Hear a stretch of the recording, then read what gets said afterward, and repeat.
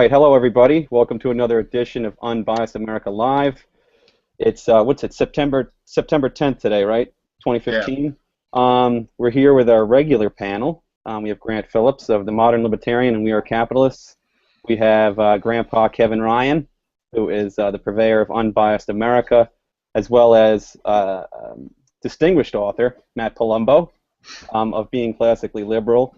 We have a special guest today who is a New York Times best-selling author, a historian, and a political analyst, Tom Woods, who has the Tom Woods Show, which you could find at tomwoods.com. I listen to it on iTunes because it's much better there. You don't have, like, you know, it's just you play it, you can listen to it anywhere, and it comes in very clearly. First question, Tom. You went to school, you have your degrees in history. Were you always, was it politics that drove you to history? Was it economics that drove you to history? Was it just history that drove you into history? Well, you're going to find this hard to believe, but it was communism that drove me to history, of all things. I was actually a math major, or at least in my mind. I thought I would do math. And then while I was an undergrad, you know, I grew up in a relatively conservative New England town, and I know that sounds oxymoronic, but there are conservative New England towns. Our town voted against John Kerry and Ted Kennedy in every single senatorial election. Didn't matter how corrupt the Republican was, we voted for that guy. So, you know, it was the old-fashioned little town with a sheep shearing festival and the general store and everything. And then I went off to Cambridge, Massachusetts, and it was an extreme culture shock for me. And on my way to the dining hall every single night, I would encounter what was literally, I'm not talking about like Hillary Clinton and I'm calling her a commie, I mean actual communists had a table every night selling their newspaper, and they'd be shouting out some inane slogan, and everybody else had the good sense to just ignore them and walk in. Not me. I've got to talk to them. I cannot allow them to go on in these errors of theirs. Now, of course, you know, some dorky undergrad is not going to get them to change their minds, but that's what drove me crazy. I thought, I've got all the facts on my side. These people are lunatics, and I can't win. So I started reading everything I could. I got to learn more about the history of communism so I can go back and hit these people. And the more I did that, the more I decided, well, actually, this is kind of interesting. And I realized that all the math majors I would have been competing with, they were not, let's say, reading history in their spare time. Like, I was finding these people reading books on number theory in their spare time. And I thought, how am I going to keep up with those people when I have actual outside interests? So I decided to make my outside interest into my actual concentration. And so the communists turned me into a historian. Wow. Okay, so it was this you saw that these people were spouting things that you couldn't believe that they were saying they were untrue, perhaps. Yeah, in fact, I remember distinctly being told that the Bolshevik Revolution had ushered in the freest society in the history of the world. Wow. That's just not true. I think this book, there you go. Yeah. This is a very accurate history book. Would you agree, Tom? Well, I bet you even Howard Zinn might find even that hard to swallow. Like, that's how out there. I hear that's what they use at Harvard, though. This is the text. Well, you know, the thing is, I have to admit, when I was an undergrad there, it's true, we had some real propagandists, and you had to learn to avoid them. But by and large, the slant you got at Harvard was not like radical leftists. It was radical establishmentarian. You had people who had served in White Houses as advisors, as your professors. You know, these weren't people who wanted to overthrow the government and establish the dictatorship of the proletariat. I mean, they wanted to give you the establishment version of history. So I know the establishment version of history inside and out, maybe at least as well as they do. But what I had to learn on my own really was everything else, stuff that would be left out, stuff that would be distorted. And the beautiful thing about being there was Harvard has the largest private library I believe it's in the world, or at least one of the largest private libraries in the world. And when I would go look up these old books, you know, old critiques of the New Deal, the beautiful thing was, given the composition of the Harvard student body, none of these books were ever checked out. They were all sitting there on the shelf waiting for me. Yeah, probably Thomas Sowell was probably the only one to use them before you. Yeah, exactly. Or, you know, I remember, in fact, being at Columbia in the 1990s, and I remember checking out, you know, some kind of book like this that only we would be interested in. And then like a couple of years ago, I picked up that book and I looked and I saw It's only been checked out once in the last 50 years, and that once was me. Wow. That was me, I mean, 15 years earlier. Here's Harvard supposed to be this bastion of critical thought and critical thinking. Oh, it is the opposite. And they're just getting one side of it. Look, I rail against academia all the time. In fact, I did so once, and Steve Horwitz got a little fired up. I think because I think maybe because he thought I lumped together everybody in academia, when in fact I meant that just the prevailing wisdom in academia is very one-sided. And I think that's a fair assessment. I mean, I've been to school in New York. I've been here. It's and you brought this up. I mean, with the communists, they're incredibly postmodern. And when you do bring up facts, they don't. It's that's a construct. That's not true. And then they'll tell you that their construct is true. They'll tell you what is true. And then everything that you're saying, whether it's a fact or not, just really doesn't matter, as they elide all purpose and everything else from your argument. And that's my next question. You write about metaphysics and Catholicism. Was it the pursuit of truth that got you into that? Is that what got you into the Catholic religion? Yeah, I mean, I guess when I went off to college, I was sort of an agnostic and not really interested. And then I got to know, I mean, at Harvard you're going to find smart everything. You're going to find smart atheists, smart Christians, smart Muslims, just smart everywhere you go.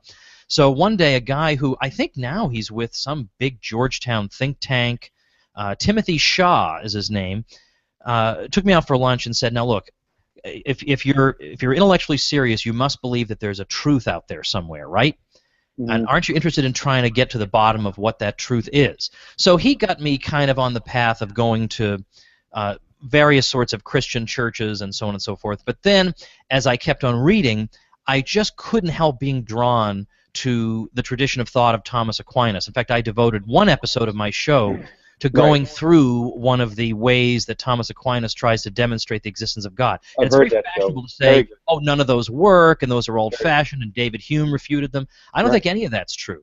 No, I don't think. I was really drawn to that. I don't think I've heard a sufficient refutation to his 5 ways, to be honest, from what I've studied, and the common sense philosophy of Thomas Aquinas as well. It seems like, wow, how have I never thought of this?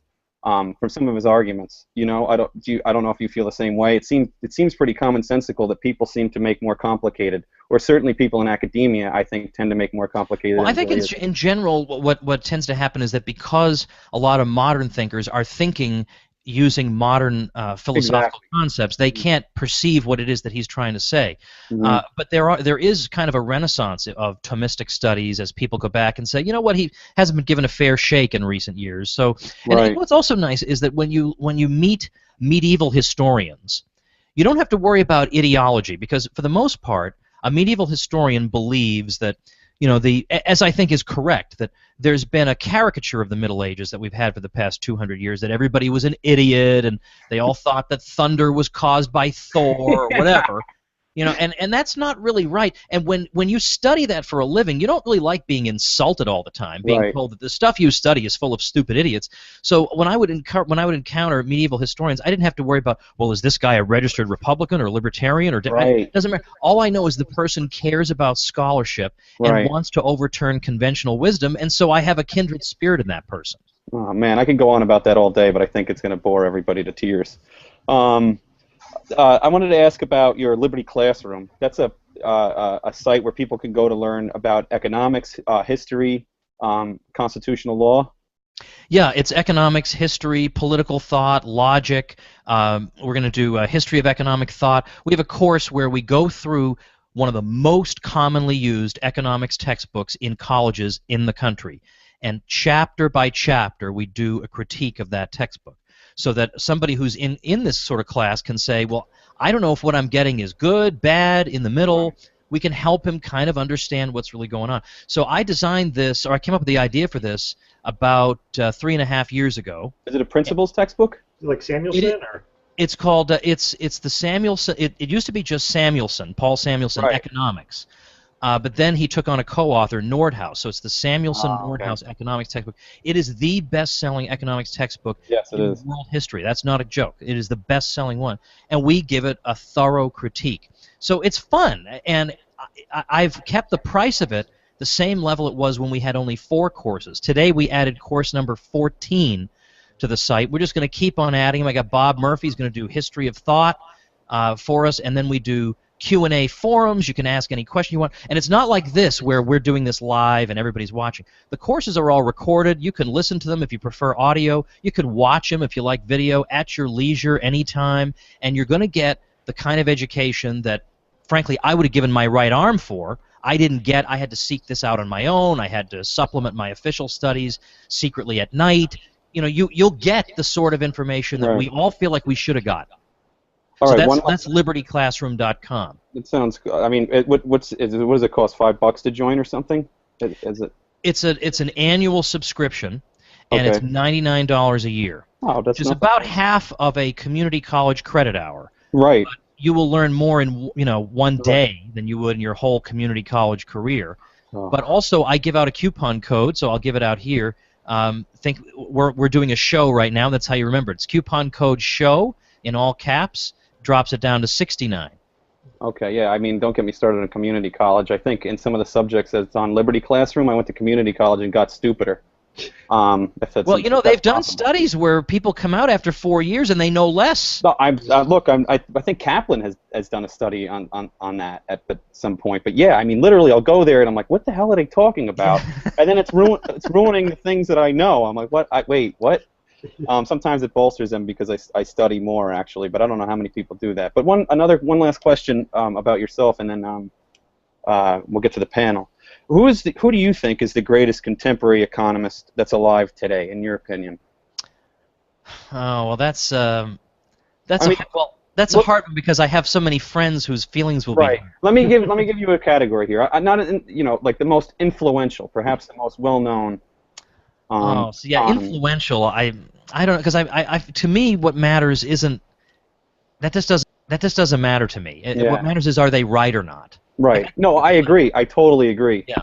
So in terms of people who are right, unfortunately, a lot of the best ones don't write very much.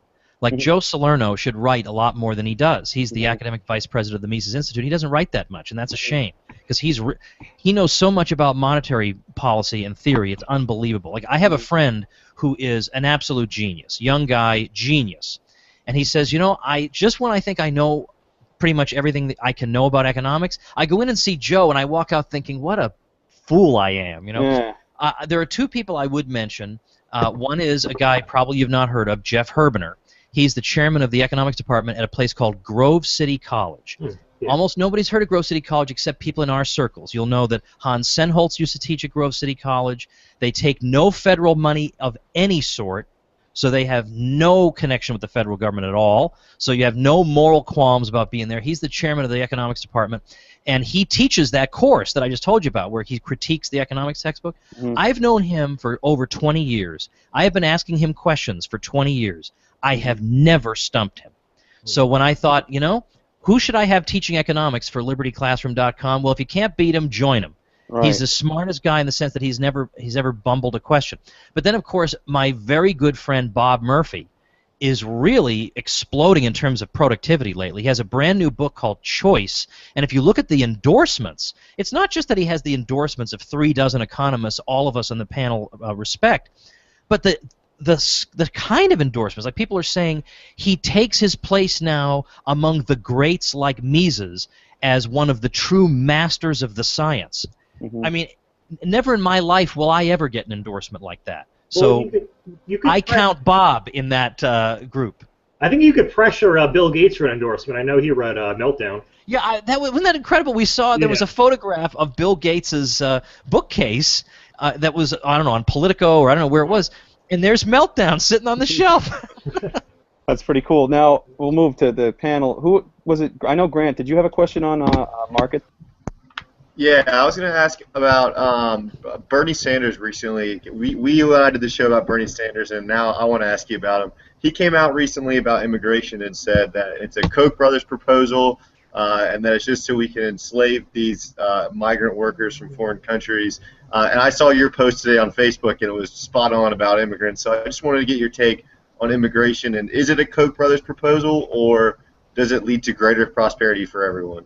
All right. Let me tell people what you're talking about on Facebook. On Facebook today, and by the way, that post on Facebook has been viewed now by it's made impressions on 225,000 people's devices. that one question. The question was, if you think it's morally okay to help yourself to, the goods of the American rich, well, the average person in Bangladesh looks at you, and you seem to them like the 1% seems to you. You seem just as rich. So why can't they help themselves to what you have? It couldn't be a double standard, right, that you only care about equality when it involves you getting stuff as opposed to you having to give stuff to other people. Well, they don't know how to answer that. They're flailing around. They don't know how to answer that question. Now, in terms of immigration, I think it's actually more complicated than this. What's being led on by people like Brian Kaplan and others. I think there are complications here. There are figures that have come out recently about the incidence of welfare among people who are coming legally and illegally. It's about double the incidence of welfare. So I think we would have to say, and then there are always crime waves associated with mass immigration. That's been true all throughout U.S. history. Would you so hold on a second. So the point is, you can't just say, well, it's the free movement of people, so therefore by necessity it must have a good outcome. Not necessarily, especially because some of these movements are subsidized. People are making the movement because they know they'll get a subsidy. Right. If they weren't going to get that subsidy, they wouldn't have made the movement. Right. So the phenomenon is not necessarily itself a free market phenomenon. So I think it can't just be looked at as absolutely unambiguously a positive good. It could be, but maybe it won't be. I totally agree. Hold on one second, Matty. I totally agree with that. But would you, Thomas Sowell has done a lot of work on this, and he talks about cultures as it relates to human capital of each culture and what skills they do bring. And and to your point, it's about what incentives do we create here for, like you said, some of it is subsidized. It's the incentives that perhaps that the laws have created in this country necessarily. Not that it's the fault of the people. It's just people that are illegal immigrants or legal immigrants that are coming here on an incentive structure that we had created, and they're just responding to it, looking out for their own self-interest, right? Yeah, that's true. That is true, but I could say that about Americans, who were born in the United States. Right, no different. The welfare state gives them incentives too, but they're all the wrong incentives, right? They're all the wrong, right? No doubt about it. This is not this. So I would say, I realize this is not a popular thing to say, but who the heck cares at this point? Why couldn't we have a rule that would say you can come to the U.S., but you cannot receive any taxpayer benefits? Yeah. Now, because what I'll get some libertarians saying, well, you can't discriminate. They hate that. Right. Okay, that's true. I'd like to take it away from the natives, too. I'm shocked that we agree on this. Why can't we start here and say we would love to have people who are going to come and add to our society and bring us skills, and if you're one of those people, great, but if you're not, sorry, but we just don't have the dough. And even if we had the dough, we don't feel like spending it on that. Go ahead, or if we do feel like spending on it, we'll voluntarily give it to you. Mm-hmm. I was going to add, I think we should build a border around the welfare state. I think that's probably the best alternative. It's Bob Wenzel calls it the welfare wall. That's the wall. We need the welfare wall. So let's say the labor is coming in here. There's no free flow of labor because prices and incentives have been distorted in the country. So the labor is not going to where it's most valued and where it can most add to the productive sectors of the economy. That's kind of how I see it when you have wage controls, price controls, and so on. No, of course, the best thing that could happen for everybody concerned would be, because of course what will often happen in a lot of these countries is that, not always, but in a lot of cases, there's a brain drain from countries where they say, my home country is so hopeless from the point of view of an entrepreneur or just making a basic living that I've got to get out of here. So all the people who have the wherewithal to do it and have the skills leave, and so the country, I don't want to think like a collectivist, but in other words, their neighbors don't ever get to enjoy the benefits of their skills because the political elites have made it impossible for them to use those skills. Precisely. So it would be nice for countries to has led by example. They have a society where the state is, not where I'd like it to be, but much more restrained. They have much more prosperity. You don't see people flowing out of Hong Kong looking for a better life. It'd be great if they could have a good life where they are, so that, again, you don't have a situation where the cream of the crop leave, and then how are people supposed to ever really build? Mm-hmm. Good point. I'm going to shift it now, actually, to markets. Kevin, I know you had a question on markets too, on the Federal Reserve. Actually, right? I'm going to switch it up because this is one I want to know about, because I know you've talked about the Civil War before. Excuse me. And I read some interesting comments you made in the past about the Civil War and about Abraham Lincoln, and I want to know, was the Civil War about slavery or was it about states' rights? Was Abe Lincoln, in your opinion, a good guy or a bad guy? All right. I actually have a more nuanced view on this than I think people think. I would say that the secession of the southern states, at least the first 7 of them, certainly had to do with slavery. I mean, I think we have to take them at their word. They came right out and said, right, that's why we're seceding. So I don't see any reason to read into tea leaves or a Ouija board to figure out why they seceded if they came right out and said it. But it's a separate question, what was the war about? Because you can have a secession without a war. There have been plenty of peaceful secessions in world history. Why was there a war? Well, the war certainly was not about slavery. And, I mean, that's something that really any historian will tell you. Now, the average American doesn't know that, but really even just a mainstream historian, like if you ask David Donald at Harvard, did Lincoln launch the war to free the slaves? He'll come right out and tell you, of course he didn't, and he came right out and said that. If the southern states would just come back, I'll amend the Constitution to make sure we can never abolish slavery. How about that? I mean, that was all said. Now, of course, as we know later on, the abolition of slavery became a war aim, because the war was not going as well for the North as Lincoln would like, and so he introduced the Emancipation Proclamation. But that's a separate thing. If you're asking me what was the deal with the war itself, then I would say it had to do more with 19th century nationalism and the idea that the state is indivisible. Like, it is metaphysically unthinkable that you could envision the United States as being different units. That is an impossibility, according to the nationalist logic of Lincoln, Daniel Webster, Alexander Hamilton, Henry Clay, Joseph Story, all the people who spun out the nationalist theory of the Union. It's a metaphysical impossibility. Therefore, the states are actually in a condition of rebellion. They can't be independent because that is a metaphysical impossibility. Well, to my mind, that is a provably false reading of the American founding. And I have argued that. I have a whole chapter in my book Nullification called What Are or What Is the United States Anyway?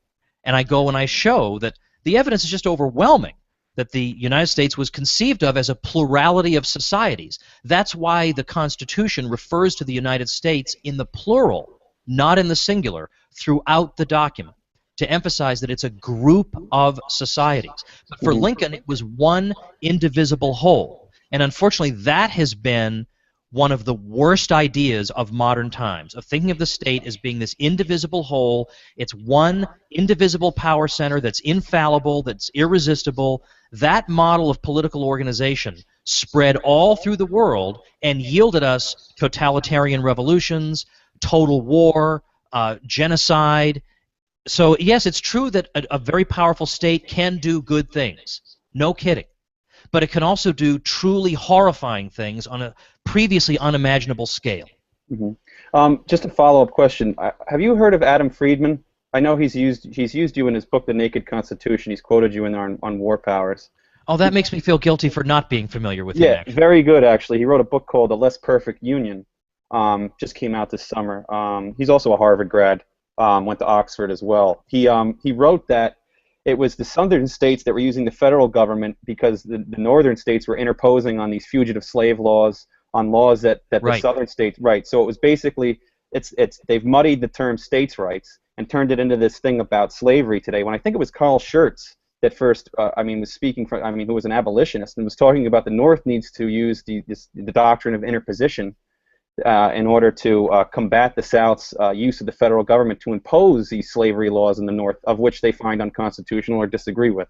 Yeah, it's funny how opposite of the conventional wisdom the historical record winds up being. That you see in my book Nullification, I even talk about in the 1850s in Wisconsin, you had people having mass public meetings in which they said, we must protect our state sovereignty against these federal courts that would have us return runaway slaves without giving them the opportunity for a trial.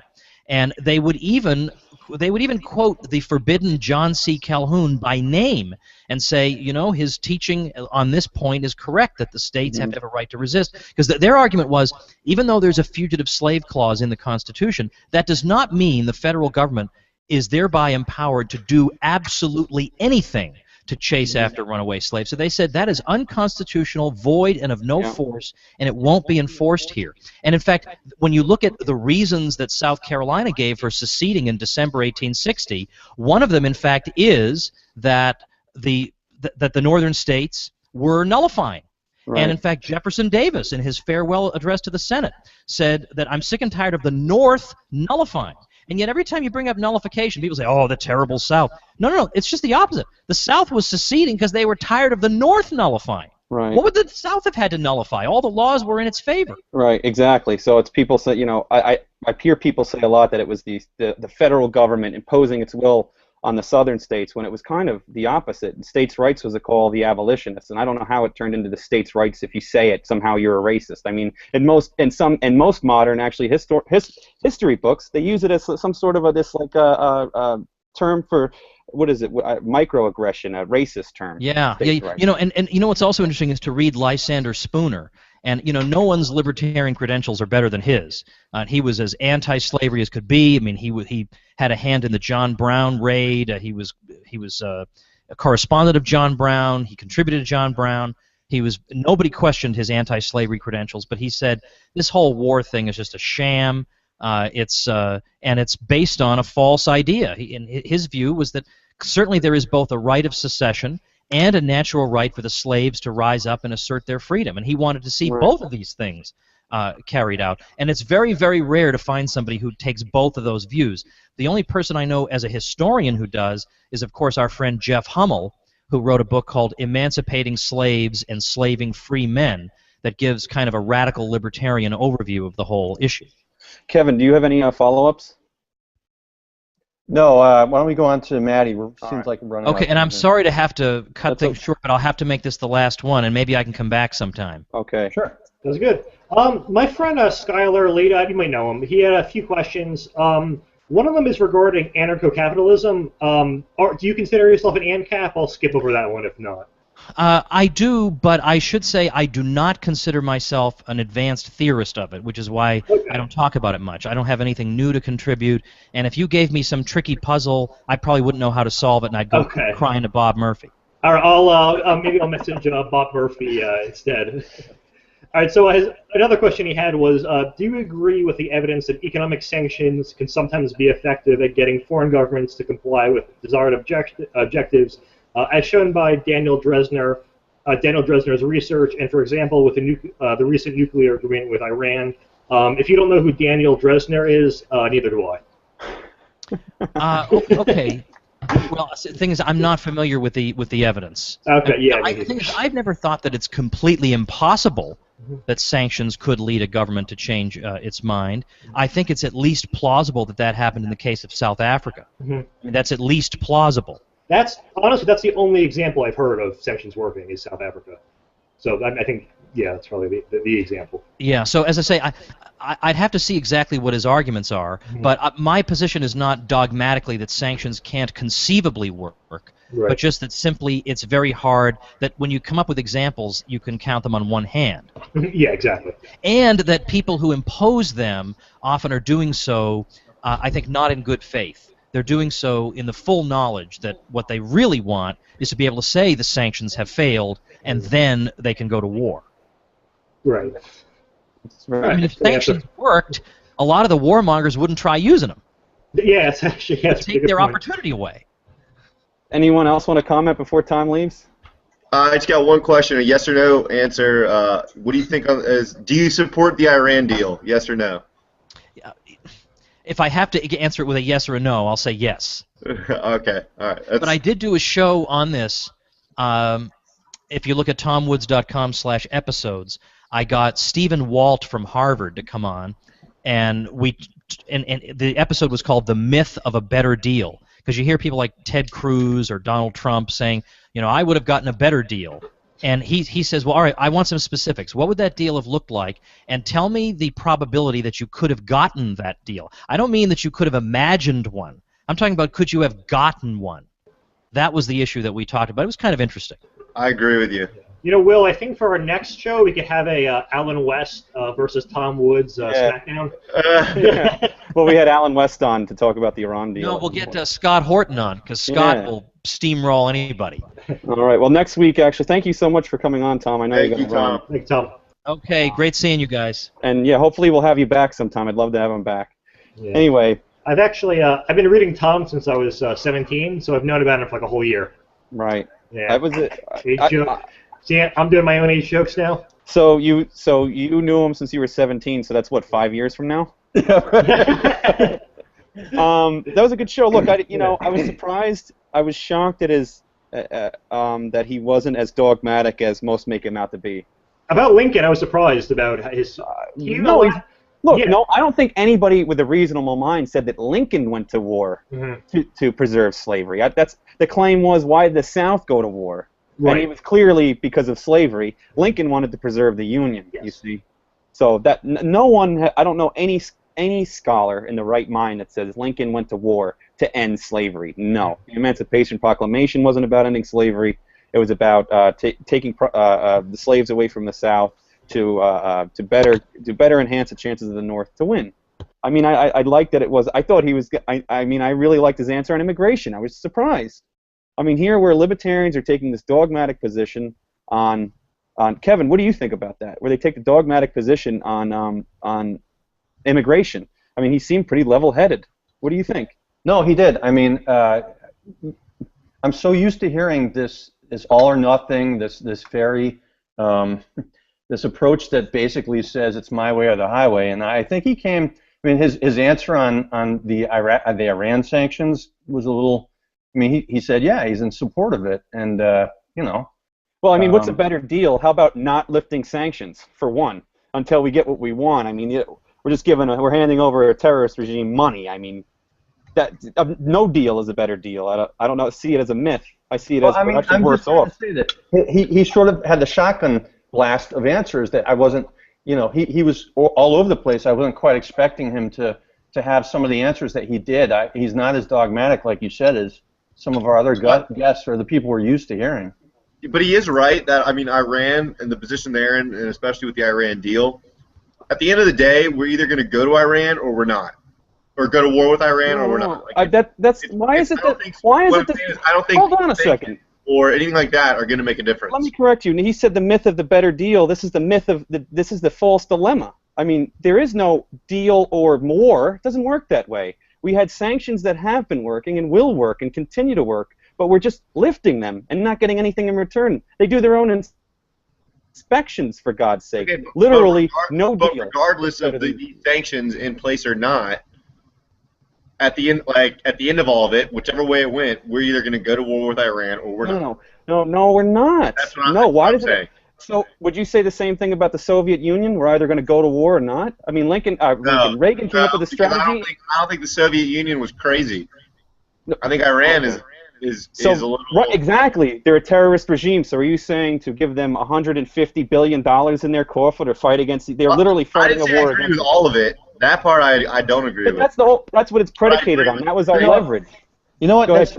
Nobody's answered this adequately in my mind. So hot. You're not hot. You're sweltering there. Just nobody's answered this in my mind the right way, or at least to my satisfaction. The one defense that I've heard that actually works of the Iran deal is that sanctions were going to fall apart, and that we should get something before they fell apart, because Russia and China were not going to continue the sanctions that are on Iran indefinitely, and if we backed out of the deal, they were going to back out of sanctions. I mean, and that's fine. And if you look at it that way, isn't it better than to get something than nothing? No, exactly. No. We didn't get war with them at some point in time. Tell me what we got later. Somebody tell me what we got. I'd like to know what we got. What? Oh, we didn't get anything. No kidding. No, don't get me wrong. I'm not in favor of these. I'm just saying nobody's actually come out and give me a good argument to say that somehow if we kept the sanctions going, that they were going to continue to have the same bite that they did, because China and Russia are going to back out of these sanctions. It does. Russia and China are going to start. That's fine. It was a miracle. in place, it's not going to make a difference. It was a miracle we got them to put these sanctions in Iran in the first place. First of all, it was under a different administration. This administration has shown feckless leadership. Look at what China and Russia are doing. They're carrying military joint military operations off the coast of Alaska. These are things that are off the coast of South America. These are things that were unheard of 10 years ago. Yeah, that's ridiculous. You have Russia and the Crimea over there. You have them. They're expanding every day. You have them moving. You have the South moving into the Southeast Asian Sea. They're taking over parts of Japanese territory. So look, we're in a different. We're looking at it through the lens of today, as opposed to prior foreign policy strategies that have been far more successful. Shut up, Kevin. No, why are you sweating there? That's the wrong answer. The right answer. The right answer is let China and Russia lift their sanctions. We should have kept them, as well as Europe, and as well as everybody else, kept them in place. That's the answer I was waiting for somebody to say, and nobody has yet to say it. Yeah, but I mean, I think we totally agree on that. And to my point, I don't think Europe is going to want to maintain sanctions because they're going to want cheaper oil, and I think it would be harder for them to keep sanctions. Though we obviously have more influence over Europe than we do China and Russia. I mean, look at Russia giving them intercontinental ICBMs. They're literally giving ground-to-air missiles to protect their nuclear sites. You got to be kidding me. And then we're like, yeah, it's a great deal. I mean, come on. So I don't know. I mean, if I guess brilliant, good minds can talk about it all day long. But we got to move on. I think that Tom Woods was. I was surprised. I don't know if anyone else was. I was. I don't know. What do you think, Grant? Do you think it's like these, like a lot of libertarians see, like a very anarcho-capitalist libertarians see him as a luminary, and I think, like they do with other people, they misrepresent his positions. Yeah, I listened to his podcast earlier about the refugee crisis. He had some guy on from Ron Paul Institute, which is obviously a very libertarian think tank, and they were both kind of the same expression that he made in our show, was that if everyone had property, if everyone you were crossing someone's property line as opposed to a national border line, you would quite literally be walking onto someone's home, which is much different than that. But even so, as libertarians, you have to recognize that these kinds of human crises happen at times. Even if there's a state or no state, they happen. Yep. So what do you do in a situation where, from what they made it sound like hundreds of thousands of people are just kind of trying to get somewhere, and that somewhere could be your backyard, and it could come out of your fiscal pocket. Right. So for libertarians, that's really difficult. Especially for dogmatic libertarians. Okay. How would you react to that? If Hungary, if the Eastern Europe was randomly full of dogmatic libertarian countries, what the hell would happen? Right. Yeah, Finland. I think it's Finland. There's actually actually raising taxes to pay for refugees are taking on. So yeah, there is a private cost to it for citizens. Okay, let me get to Kevin on this immigration thing. He posted, not immigration. I'm sorry, the refugee situation in the Middle East. I mean, okay, it's terrible what's going on. The thing with that is we don't know who's in extremis and who is not in extremis. You have Germany saying we'll take 500,000 people. Well, if I'm living in the Middle East and we're going to take, see ya, I'm out, whether I'm in extremis or not, whether I need to leave, whether I'm an actual refugee or not. You've just created incentives for people who may not be a refugee to come to your country. That little boy that drowned, that was a fellow who lived relatively peacefully in Turkey, and he wanted to get better health care or health care benefits, and put his family in a boat, and his wife and child died. I mean, we're looking at it as though he's escaping some war-torn country. I'm not saying Turkey's a great place to live. I'm not going to make that claim. But I mean, how many of these people do we know are really in extremis? You have the Middle Eastern countries that aren't even taking them in. They're concerned about terrorism. Well, Tom Woods, in his show, he said a lot of them, he's saying a lot of them are like well-dressed, and his guess is the same thing he was researching, and a lot of them are like well-dressed, clean-cut, like they're very well maybe these countries middle class and industrial class saying we need to get the hell out of here. Does it matter what class they come from, what they're fleeing? No, it's not about. No. What I'm saying is they don't fit the typical disparate refugee look. And a lot of them do. A lot of them don't. So I mean, you can look at Mexico and the same. Are they all refugees? I mean, I'm sure they're living in similar circumstances.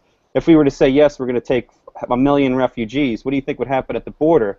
And what responsibility do we have to that? And how much can Hungary, a small Eastern European country, can't absorb that many immigrants? It just can't do it and survive. Well, isn't it Hungary where that the government has said that they don't want the immigrants to come in because it's going to change their country's value system, and they're a Christian country and so forth. Well, yeah, it'll change their culture. Yeah, and it's going to change their culture, and now you've got the Western media coming down on Hungary as if they're barbarians. They're evil. Saying that. I think these people, no matter what background they come from, are going to flee. You know, even if it's just for economic opportunity. But a lot of these people are definitely fleeing violence. But you're going to flee to the first place that'll take you. And like the poor little boy who died, I mean, he went to Turkey, and then he had family in Canada, and they tried to and they wanted him to go to Europe or something. The story was something like that. But the point is, you've got a lot of people, way more than in the last few years, they're fleeing, that are refugees. Something like I think it's doubled since 2010. The amount of refugees in the world has doubled since 2010. And if you actually look at the numbers, and I haven't done the post yet, I'm working on a post for UA, but if you look at the numbers, most of the new refugees are coming from the Middle East, and most of them are the direct responsibility of what has happened in Iran and Afghanistan and Syria, and most of that is a direct responsibility, well, not directly, but it has happened because of American intervention over there. So the question becomes, is America responsible for taking in more of these refugees? They just announced today that they're going to take in, over the next fiscal year, the U.S. is going to take in 10,000 refugees from Syria. Let me follow up with that. Sure. And Germany's taking in 800,000. The Syrian war, a lot of these are coming from Syria. Where was the intervention? Where was the American intervention? Was it Obama's policy? Those fled. The rebels came from Iraq. Oh, you mean ISIS? ISIS. A lot of that developed in Iraq. I mean, no. ISIS didn't develop in Iraq. It first developed in Syria, and then a lot of their success, a lot of their wealth is coming from Iraq. And Iraq is, I mean, looking back, it was a horrible idea to take down Saddam. I agree that some of their military equipment certainly came from American depots. There's no doubt, but their wealth came from taking oil wells. Do you think they would be as successful as they are now if it wasn't wasn't for the feckless government of Iraq? Oh, most definitely. But to that point, I think we pulled out our troops way too early. Yes. And certainly that was American policy. But now, to your point, Syria and the war wasn't the fault of America. Assad's regime and the fighters there wasn't necessarily America's fault. We largely stayed out of the Syrian conflict. I think you can make an argument that we probably should have helped oust Assad at some point. There's great arguments against that. There's arguments for it. I'm not saying that. But a myriad arguments can stem from this, and I don't know really who's at fault here. I don't know. I think the Middle East has been a powder keg for however long, over 1,000 years. I don't know if it's American strategy per se. Certainly we've had influence, and you're right about Iraq, no doubt. But I mean, it's really hard to say how much of it is really our responsibility, and how much responsibility the Europeans give to us. I mean, they literally do nothing. I want to follow up on that. We have been in the Middle East in various ways for far beyond the Iraq War. Like Give me an example. When the Soviets invaded Afghanistan, we were a huge. We were liberating the Afghanis. Yeah. We've been in Kuwait. We've been in. Liberated them. Okay, but my point is, the American fingers have been in the Middle East for. Right, but you're equating liberation with some sort of like imposition. But liberation or not, whatever our intentions, are they better off today than when we first set foot in there? Are they better off from what point in relation to what? I don't know if when they started, from when we first got there. Are they better off today, after decades and decades of our own various types of meddlings and the money that we sunk into it? Are they noticeably better off today? I don't think they have been better off or well off in 1,000 years. Oh, I agree with you. I agree with you. So I don't know. What I'm trying to say is, I don't think they're any better off. Arguably worse off. In Jordan, they're well off.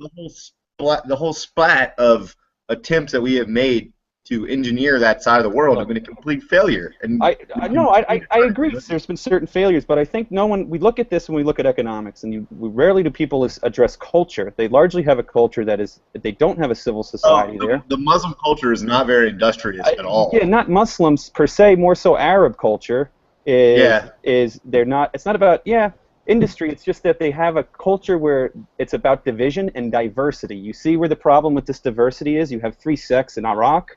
You have the Kurds, the Shia, and the Sunni, and they all hate each other. And they never regard themselves as individual. They're always part of a group.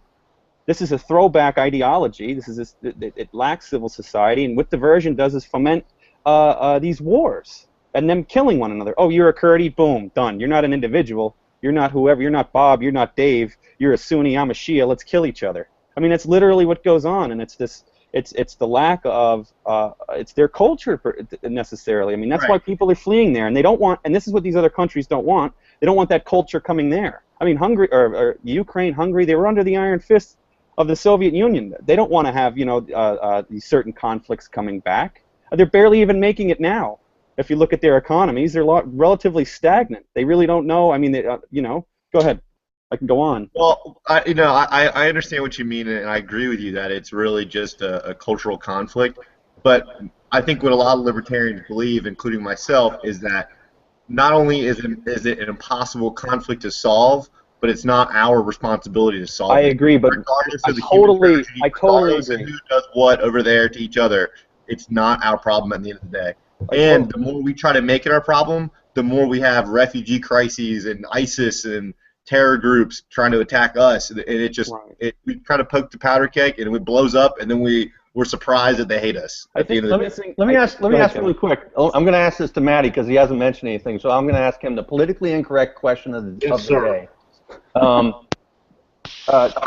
100 years ago, up until basically World War II, the Brits and other colonial powers essentially set up friendly dictatorships in the Middle East to basically control the local populations, and it led to a certain amount of stability. Post-Ottoman Empire, you mean? Yeah, and it led up to a certain amount of stability. Was that the way to go? I mean, it's politically incorrect to actually ask that question, but if you look at what's happened since the democratic movement and since the overthrow of so many of these dictatorships, wasn't it more stable beforehand? I mean, technically, yes. And I mean, one benefit of dictatorships is stability. I mean, if you look at areas where the mob controls in Italy or even in New York many years ago, it was very stable there. So yes, technically, that is a benefit, but of course, there's just the trade-off of freedom versus stability. Then were we wrong? Were we wrong to tear down Saddam, for example? I would say yes. I mean, I don't know if ISIS would have arisen had Saddam still been in charge.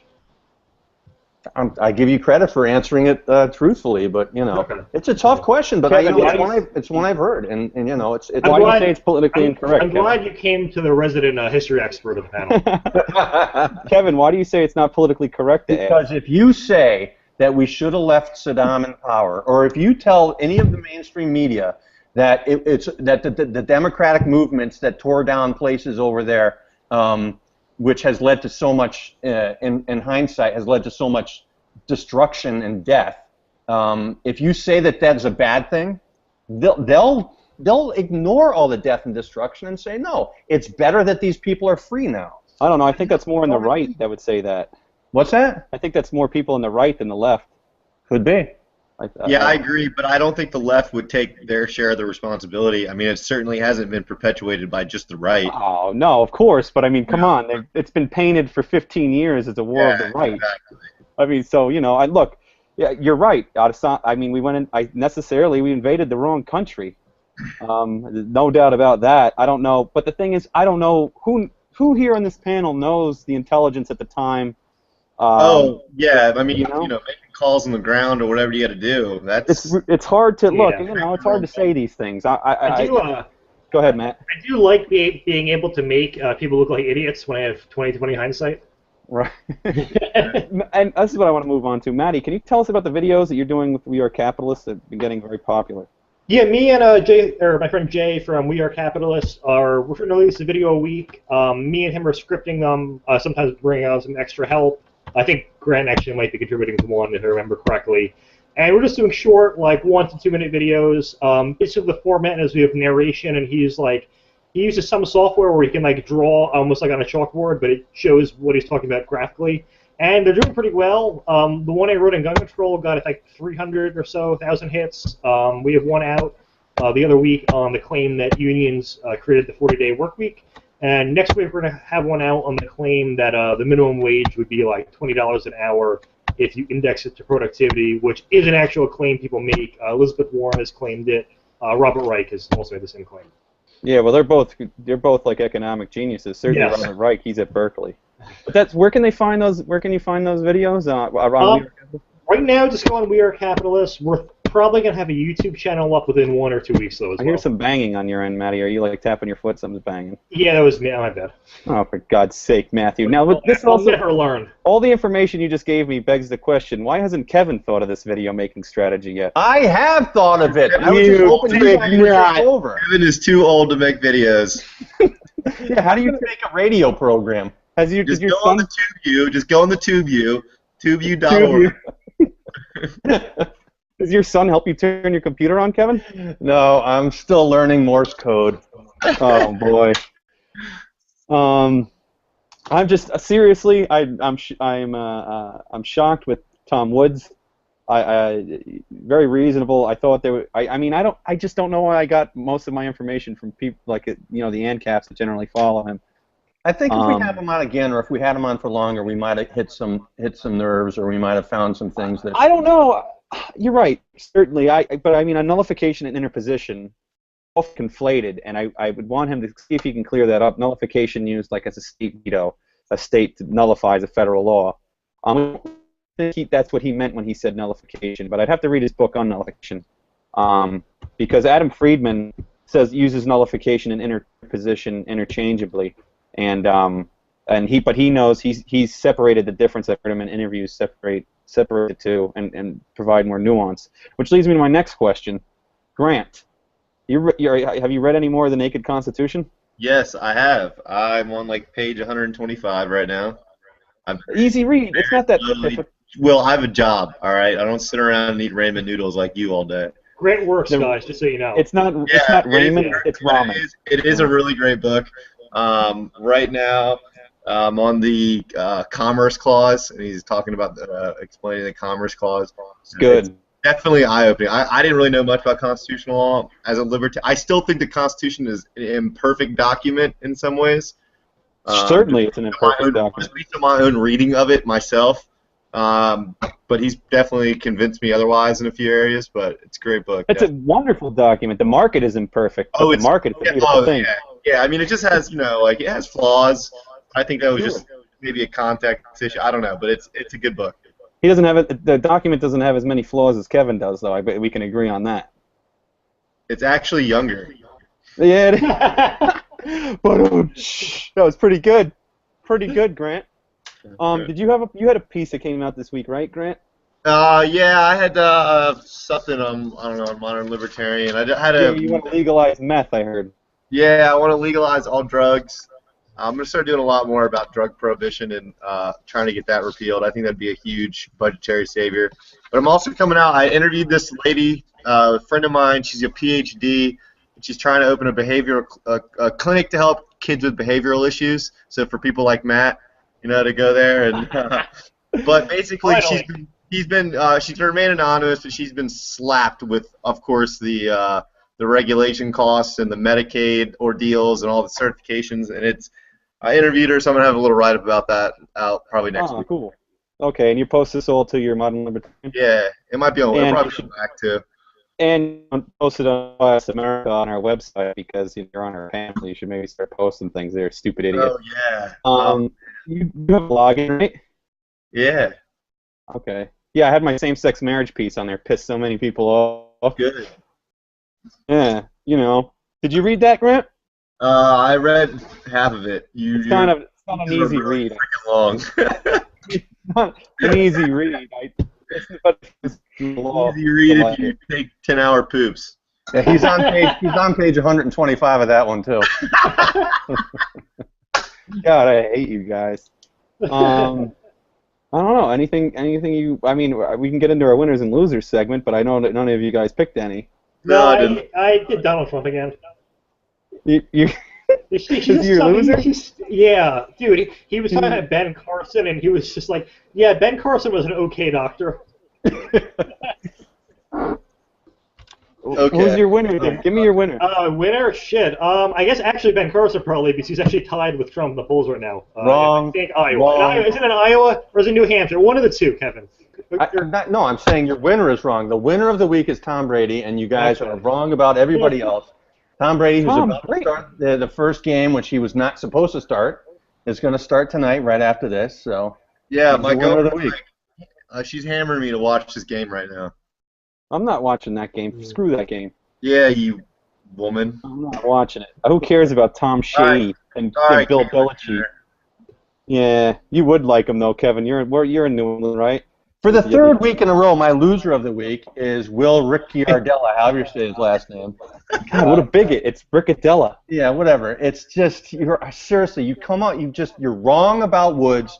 You came on expecting him to go all crazy off, and you were completely wrong about him, and you're probably going to be wrong next week, and, you're just not a good host, you're not a good person on this panel. You're not a good person. You don't look good. I think you froze. Did you freeze? Yeah. And he never has any interview questions? Never. And he's got the same shirt on every single week. You're going to be the loser of the week every week, as far as I'm concerned. Grant, you got any winners? My loser of the week is Austin Peterson. I'm just going to be a troll. Austin Peterson, he's running for president. And my winner is his rival, Gary Johnson. They will probably get all of 0.08% of the vote.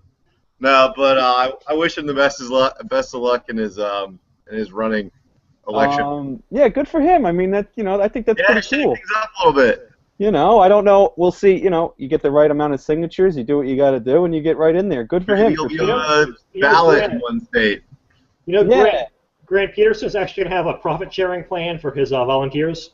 Oh, is he really? Okay, No, I'll be sure to participate. No, I'm just making shit up. Yeah, it'll take you 6 months though before you get paid. That was the joke. I don't know what that means. You're all a bunch of idiots. But that was a good show, guys. I don't have a winner and loser this week. I didn't really think about it, but I don't really care this week, to be honest. You're a loser. I want to watch football. So my loser is the one-sided academia and the intellectual class who just spout. Oh, okay. You've been reading too much Thomas Sowell. You've been reading his new book. I can tell. No, I haven't. But I mean, Hayek really speaks to intellectuals quite well. He's wrong on their motives. Shut up, guys. Oh, I hate you. Okay, I am the most boring one on the panel, aren't I? Yeah. I am. Shit, Yeah. I hate you guys. All right. Anyway, for Grant Phillips from the Modern Libertarian, Kevin from Unbiased America, Maddie from Being Classically Liberal, and myself, Will Ricciardella from the Analytical Conservative and the best admin in Unbiased America Live. We'll see you next time. Next week is Wayne Allen Root. The following week, we don't know. And then the week after that is Adam Friedman. So we're trying to get a good lineup of guests for you guys. Yes, we are trying to get a liberal person on the panel. It's proven to be a bit more difficult. Let's get Adam Elliott on. Yeah, Adam Elliott. That guy. All right. Brilliant. All right. Go watch the game, Grant. Get lost. Shut up. All right, bye. It was the old-fashioned little town with a sheep shearing festival and the general store and everything. And then I went off to Cambridge, Massachusetts, and it was an extreme culture shock for me. And on my way to the dining hall every single night, I would encounter what was literally, I'm not talking about like Hillary Clinton and I'm calling her a commie. I mean actual communists had a table every night selling their newspaper, and they'd be shouting out some inane slogan, and everybody else had the good sense to just ignore them and walk in. Not me. I've got to talk to them. I cannot allow them to go on in these errors of theirs. Now, of course, some dorky undergrad is not going to get them to change their minds, but that's what drove me crazy. I thought, I've got all the facts on my side. These people are lunatics, and I can't win. So I started reading everything I could. I got to learn more about the history of communism so I can go back and hit these people. And the more I did that, the more I decided, well, actually, this is kind of interesting.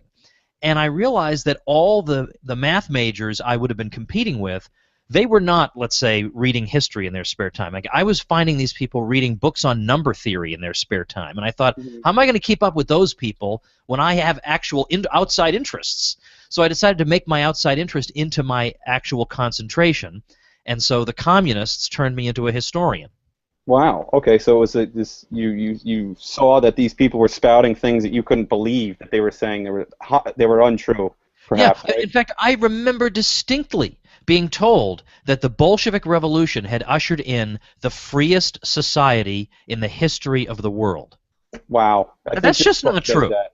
I think this Yeah, book. there you go. Yeah. This is a very accurate history book. Would you agree, Tom?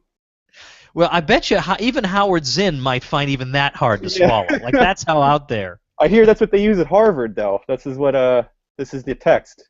Well, you know, the thing is, I have to admit, when I was an undergrad there, it's true, we had some real propagandists, and you had to learn to avoid them.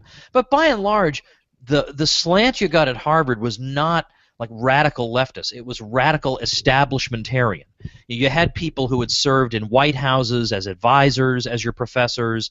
You know, these weren't people who wanted to overthrow the government and establish the dictatorship of the proletariat. I mean, they wanted to give you the establishment version of history. Mhm. So I know the establishment version of history inside and out, maybe at least as well as they do.